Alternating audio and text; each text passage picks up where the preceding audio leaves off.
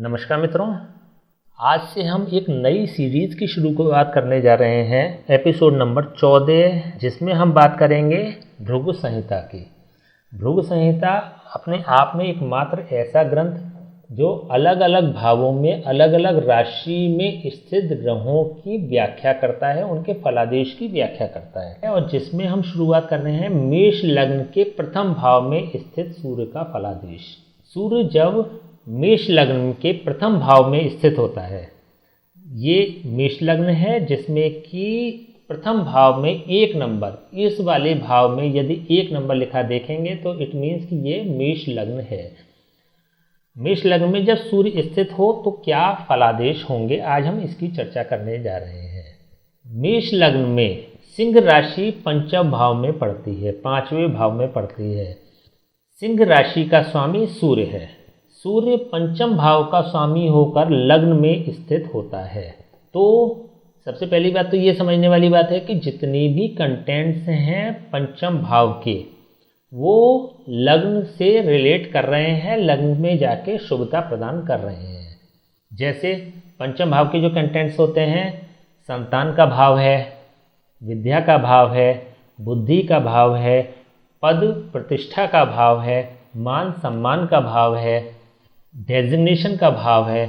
तो इससे संबंधित जितने भी कंटेंट्स हैं वो लग्न में जा रहे हैं। पहले हम बात कर चुके हैं जब हमने लघु पारशुद्धि की बात करी थी कि लग्न कुंडली का एकमात्र ऐसा भाव होता है जिसमें केंद्र के और त्रिकोण के दोनों के गुण होते हैं। इन दोनों के गुण लग्न भाव में स्थित होते हैं, इसलिए इसको सबसे ज़्यादा शुभतम भाव कहा गया है। अद्वितीय भाव जो कुंडली का होता है वो लग्न भाव होता है।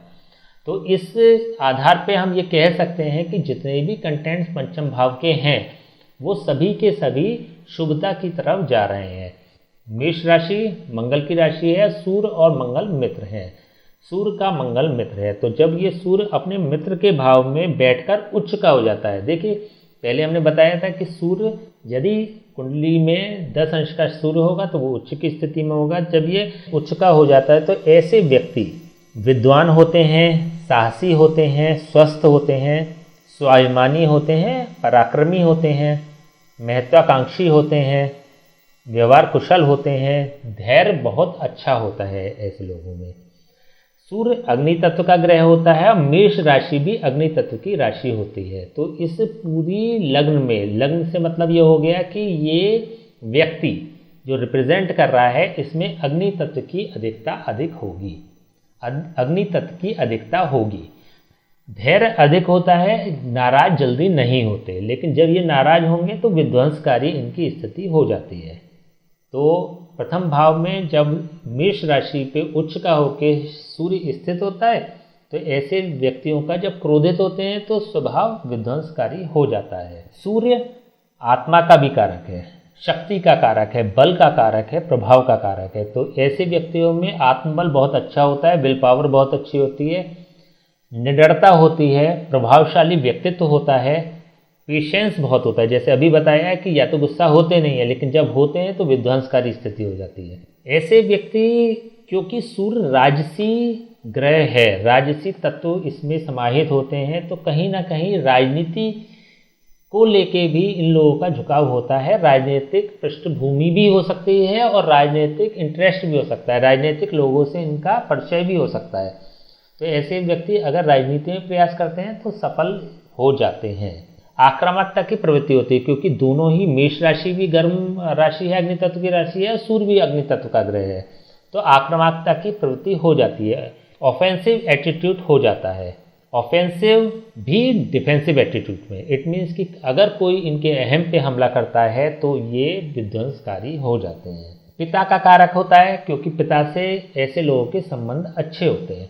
ये पिता का भाव होता है और पिता के भाव से ये सीधा चौथे नंबर पे या केंद्र में स्थित होता है, तो इसलिए ये पिता से भी इनके संबंध बहुत अच्छे होते हैं। गूढ़ मंत्रणा करना, ये सूर्य का अपना एक इंडिविजुअल स्वभाव होता है। तो कहीं ना कहीं प्रोफेशनली भी ऐसे व्यवसाय से जुड़े होते हैं, ऐसे प्रोफेशन से ये लोग जुड़े होते हैं जिसमें कि गूढ़ मंत्रणा अर्थात मीटिंग्स वगैरह होती रहती हैं या विचार विमर्श चलता रहता है। दूसरी दृष्टि से देखें तो सूर्य की 7th हाउस पे सूर्य अपने इसी 7वीं दृष्टि से देखता है। सूर्य की एकमात्र एक दृष्टि होती है, वो होती है 7वीं दृष्टि से उच्च का सूर्य अपनी नीच राशि को, इट मीन्स कि 7म भाव को देख रहा है। 7म भाव होता है जीवन साथी का और दैनिक आय का, रेगुलर इनकम का। इन लोगों का अपने जीवन साथी से आपसी मतभेद की स्थिति रहती है, बहुत ज़्यादा इनकी म्यूचुअल अंडरस्टैंडिंग अपने जीवन साथी से नहीं होती, पहली चीज़। और दूसरी चीज़, इनका जीवन साथी इनके मुकाबले कम प्रतिभाशाली होता है, कम सुंदर होता है और कम प्रभावशाली होता है। तो इसलिए भी इनको अपने जीवन साथी को लेके उतनी कॉन्फिडेंस लेवल इनका डेवलप नहीं होता, तो मन मुटाव की स्थिति जीवन साथी से होती है। कह सकते हैं कि दाम्पत्य सुख में इनके कमी रहती है। इसके अलावा सूर्य क्रूर ग्रह की श्रेणी में आता है, पापी ग्रह की श्रेणी में आता है, और मेष राशि भी क्रूर ग्रह की राशि है। क्रूर राशियों में इसकी गिनती होती है। इट मीन्स कि लग्न के लिए ये बहुत ज़्यादा फेवरेबल नहीं है, दोनों के कॉम्बिनेशन की स्थिति। उच्च का सूर्य लग्न में बैठना इट मीन्स कि वो हेल्थ के लिए बहुत अच्छा नहीं होता, तो हेल्थ इश्यूज ऐसे लोगों को बने रहते हैं। हेल्थ इश्यूज में भी बालों की समस्या, क्योंकि लग्न में स्थित है, सिर को रिप्रेजेंट करता है प्रथम भाव, तो बालों से संबंधित समस्या या बालों का झड़ना इसकी श्रेणी में आता है। हड्डियों से संबंधित समस्या रह सकती है ऐसे लोगों को। आँखों की रोशनी जो आई साइड है वो वीक होना एक आम बात है। ऐसे लोगों की शासनात्मक प्रवृत्ति होती है, रूल्ड करने का नेचर होता है। तो ज़्यादातर ऐसा देखा गया है, या तो ये बहुत अच्छे पद पर होते हैं अथवा ये अपना स्वयं का बिजनेस या व्यवसाय करते हैं। मान प्रतिष्ठा सम्मान इनको प्राप्त होता रहता है। सिर से संबंधित रोगों की समस्या होने का संशय बना रहता है। स्पेशली ये अनुभव में आया है कि सूर्य प्रथम भाव का मतलब माइग्रेन की समस्या ऐसे लोगों को क्रिएट होती है। इनिशियल लेवल पे जब शुरुआत होती है तो इनको सिरदर्द की समस्या होती है, वो आगे जाके टेंशन स्ट्रेस की वजह से वो माइग्रेन में कन्वर्ट हो जाती है। तो इनिशियल लेवल पे अगर किसी भी व्यक्ति को सिरदर्द की समस्या है और सूर्य लग्न में मेष राशि में स्थित है, तो आपको समय रहते इस सिर दर्द का इलाज कर लेना चाहिए, जिससे कि ये स्थिति और बढ़ती नहीं है। सूर्य प्रथम भाव का कारक ग्रह होता है, दशम भाव का कारक ग्रह होता है और नवम भाव का कारक ग्रह होता है।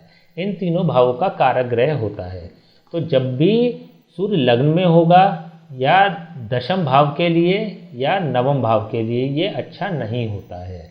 अच्छा नहीं होता है उसी कंडीशन में जबकि सूर्य यदि लग्न में बैठेगा, दशम में बैठेगा या नवम में बैठेगा। इस कुंडली में ये नवम प्रथम भाव में बैठा है, तो इसलिए कारको भाव नाशाय के आधार पे, क्योंकि प्रथम भाव का ये कारक है, कारको भाव नाशाय के आधार पर ये कहीं ना कहीं लग्न के लिए अनिष्ट कारक सिद्ध होगा। तो एक नियम ये भी है कि प्रथम भाव का सूर्य अनिष्ट कारक होता है। तो ऐसे लोगों को ओवरऑल हेल्थ के मामले में प्रिकॉशंस रखने चाहिए। बहुत पावरफुल हो जाता है सूर्य, तो अनुभव में ऐसा भी आया है जब कुंडलियाँ देखते हैं तो सूर्य उस व्यक्ति के लिए बहुत अच्छा नहीं होता। ऐसे व्यक्ति लाइफ टाइम कहीं ना कहीं टेंशन में रहते हैं, स्ट्रेस में रहते हैं, एंजाइटी फील करते हैं, तनाव महसूस करते हैं। तो प्रथम भाव में अगर सूर्य होता है और अच्छा फल नहीं दे रहा है, तो आपको सूर्य को जल देना चाहिए, उगते सूरज को जल देना चाहिए। कि इट मीन्स कि सूर्योदय जिस समय भी होता है उससे 2 घंटे के अंदर आपको सूर्य को जल देना चाहिए। अगर आप ऐसा कर पाते हैं तो सूर्य आपके लिए पॉजिटिव होगा। आदित्य हृदय स्त्रोत का पाठ करें, वो आपके लिए पॉजिटिव होगा। किसी भी स्थिति में सूर्य का दान नहीं करना चाहिए, क्योंकि ये पंचम भाव का स्वामी होता है और पंचम भाव के लिए सपोर्टिंग होता है। तो संतान पक्ष हो गया, बुद्धि हो गया, विवेक हो गया, डेजिग्नेशन हो गया, इसके लिए ये बहुत अच्छा होता है। तो सूर्य का दान नहीं होगा, केवल और केवल इसके लिए सूर्य की पूजा हो सकती है। सूर्य के जाप भी नहीं हो सकते। सूर्य के जाप भी कहीं ना कहीं इसके पावर को बढ़ाते हैं, क्योंकि ऑलरेडी ये बहुत बलवान होता है। तो अगर उपाय की बात करें तो केवल और केवल पूजा की जानी चाहिए, न दान करेंगे न जाप करेंगे। तो इस भी चीज़ का विशेष ध्यान रखना चाहिए। ठीक है, तो आज हमने बात करी कि एक प्रथम भाव में मेष लग्न का सूर्य की स्थिति क्या होती है। नेक्स्ट एपिसोड में हम बात करेंगे, नेक्स्ट वीडियो में हम बात करेंगे द्वितीय भाव में स्थित सूर्य की स्थिति क्या होगी, मेष लग्न के द्वितीय भाव में। चलिए, तब तक के लिए हमें आज्ञा दीजिए। नमस्कार।